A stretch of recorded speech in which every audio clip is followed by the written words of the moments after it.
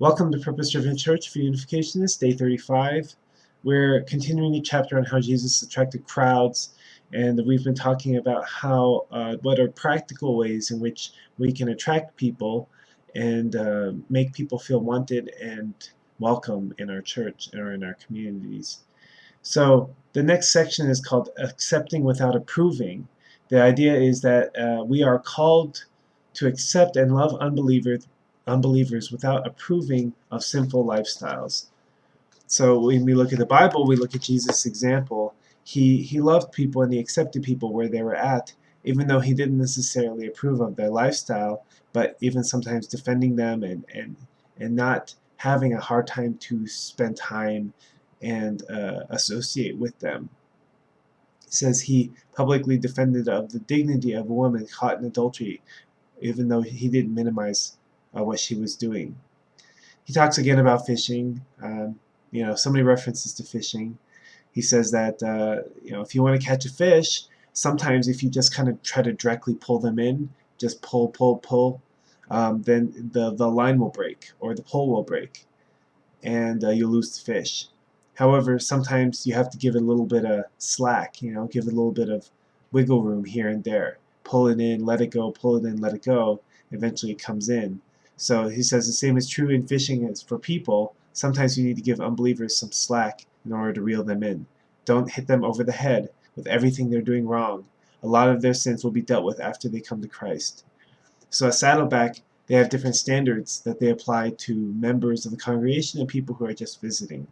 And that's very, very clear part of what they do. He said, Jesus did not say, clean up your act and then I'll save you. He loved you even before you changed, and he expects you to do the same for other people. There is no method, no program, and no technology that can make up for a lack of love for unbelievers. Our love for God and our love for lost people is what motivates Saddleback to keep growing. He talked about how also that, one thing that they experienced is that when they first started Saddleback, they had a large number of couples attending who were just living together, but they weren't married.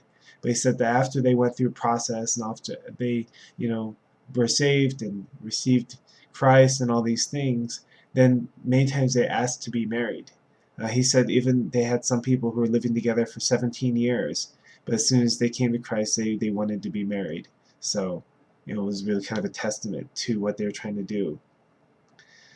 He says, Jesus really tried to meet people's needs. And people have all different kinds of needs and where they're at in their life at different times. He says God uses all kinds of human needs to get people's attention. Who are we to judge whether a person's interest in Christ is for the right reason or the wrong reason? It doesn't matter why people initially come to Jesus. What matters is that they come. He can work on their motives, values, and priorities once they enter his presence.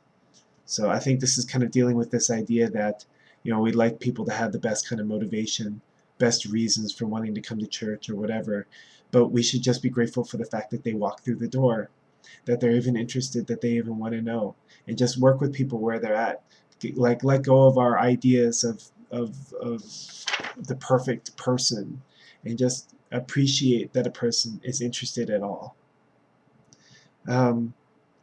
He talks a little bit about how the changing times, it's like in the past the church used to be the center of the city, the center of the town, and the pastor was many times the most educated person, and the church schedule was the community schedule, the Easter party, the fall festival or whatever, the Christmas pageant.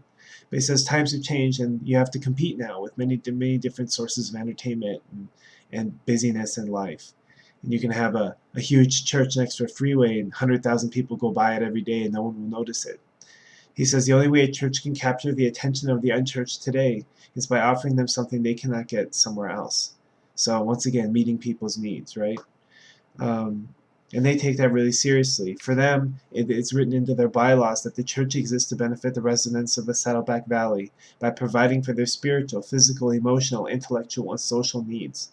Our objective is to minister to the total person.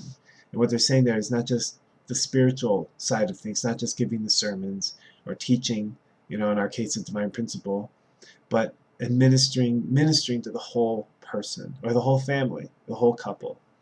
He says, if you look beyond the hype of every growing church, you'll find a common denominator.